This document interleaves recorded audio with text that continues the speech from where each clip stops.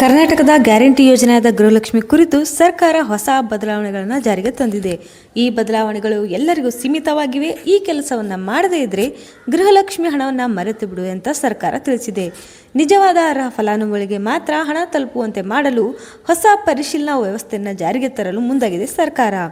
ಈ ಬದಲಾವಣೆಯಲ್ಲಿ ಎಲ್ಲರೂ ಮಾಡಬೇಕಾದ ಕೆಲಸಗಳಿವೆ. ಈ ಕೆಲಸಗಳನ್ನು ಮಾಡದಿರುವವರು ಗೃಹಲಕ್ಷ್ಮಿ ಹಣವನ್ನು ಮರೆತು ಬಿಡಿ. ಈಗಾಗಲೇ ಗೃಹಲಕ್ಷ್ಮಿ ಪಿಂಚಣಿ ಅಂತ ಎಷ್ಟೋ ಜನರಿಗೆ ದುಡ್ಡು ಹೋಗ್ತಾ ಇಲ್ಲ. ಅಂಥದ್ರಲ್ಲಿ ಈ ಬದಲಾವಣೆಗಳನ್ನು ನೀವು ಗಮನಿಸಲೇಬೇಕು ಮತ್ತು ಈ ಕೆಲಸಗಳನ್ನು ಮಾಡಿಕೊಳ್ಳಬೇಕು. ಇಲ್ಲವಾದಲ್ಲಿ ನಿಮಗೆ ದುಡ್ಡು ಬರೋದಿಲ್ಲ. ಸರ್ಕಾರ ಯೋಜನೆ ಅಂತೂ ರದ್ದಾಗೋದಿಲ್ಲ ಅಂತ ಸ್ಪಷ್ಟಪಡಿಸಿದೆ. ಆದರೆ ಅನರ್ಹರಿಗೆ ಯೋಜನೆಯಿಂದ ಹೊರಗಿಡಲು ಹೊಸ ಕ್ರಮಗಳನ್ನು ಕೈಗೊಂಡಿದೆ. ಯಾವ ಕ್ರಮಗಳು ಎಂಬ ಸಂಪೂರ್ಣ ಮಾಹಿತಿಯನ್ನು ತಿಳಿದುಕೊಳ್ಳೋಣ. ವಿಡಿಯೋನ ಮಿಸ್ ಮಾಡದೆ ಕೊನೆ ತನಕ ನೋಡಿ ಮತ್ತು ಸಬ್ಸ್ಕ್ರೈಬ್, ಲೈಕ್ ಮಾಡಿ. ನಮಗೆಲ್ಲ ಗೊತ್ತಿರುವ ಹಾಗೆ ಗೃಹಲಕ್ಷ್ಮಿ ಯೋಜನೆಯಡಿ ಮೃತ ಫಲಾನುಭವಿಗಳಿಗೆ ಹಣ ವರ್ಗಾವಣೆ ಆಗಿರುವುದು ಪತ್ತೆಯಾಗಿದೆ. ಹಾಗಾಗಿ ಅರ್ಹರಿಗೆ ಮಾತ್ರ ಹಣ ತಲುಪಬೇಕು ಎಂದು ಸರ್ಕಾರ ಈ ಹೊಸ ನಿಯಮಗಳನ್ನು ಜಾರಿಗೆ ತಂದಿದೆ. ಅವು ಯಾವ ಹೊಸ ನಿಯಮಗಳಪ್ಪ ಅಂತ ಅಂದರೆ, ಫಲಾನುಭವಿಗಳ ಮಾಹಿತಿಯ ಮರುಪರಿಶೀಲನೆ, ಬಯೋಮೆಟ್ರಿಕ್ ದೃಢೀಕರಣ, ಮೃತ ಫಲಾನುಭವಿಗಳ ಹೆಸರು ಪಟ್ಟಿಯಿಂದ ತೆಗೆದುಹಾಕುವುದು, ಆದಾಯ ತೆರಿಗೆ ಪಾವತಿಸುವ ಅನರ್ಹರನ್ನು ಗುರುತಿಸುವುದು, ಬ್ಯಾಂಕ್ ಖಾತೆ ಮತ್ತು ಆಧಾರ್ ಮಾಹಿತಿಯ ಮರುಪರಿಶೀಲನೆ ಮತ್ತು ಅಗತ್ಯ ದಾಖಲೆಗಳನ್ನು ಮತ್ತೊಮ್ಮೆ ನವೀಕರಿಸಿಕೊಳ್ಳುವುದು.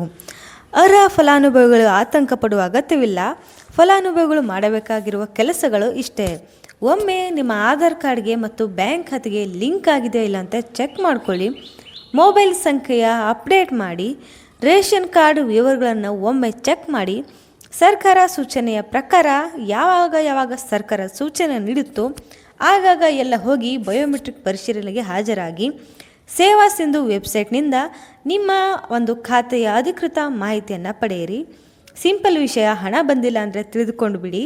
ಆಧಾರ್ ಕಾರ್ಡ್ ಮತ್ತು ಬ್ಯಾಂಕ್ ಖಾತೆಗೆ ಲಿಂಕ್ ಆಗಿಲ್ಲ ಅಂತ ಆಗಿರುತ್ತೆ, ಅಥವಾ ನಿಮ್ಮ KYC ಪೂರ್ಣಗೊಳ್ಳಿರೋದಿಲ್ಲ, ಅಥವಾ ಬ್ಯಾಂಕ್ ಖಾತೆ ಆ್ಯಕ್ಟಿವ್ ಆಗಿರೋದಿಲ್ಲ ಮತ್ತು ರೇಷನ್ ಕಾರ್ಡಲ್ಲಿ ಮಾಹಿತಿ ಅಪ್ಡೇಟ್ ಆಗಿರೋದಿಲ್ಲ.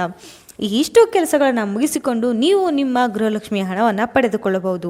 ಈ ನಿಯಮಗಳು ಹೊಸದಾಗಿ ಜಾರಿಗೆ ಬಂದಿವೆ ಮತ್ತು ಇವು ಕಡ್ಡಾಯವಾದ ನಿಯಮಗಳಾಗಿವೆ.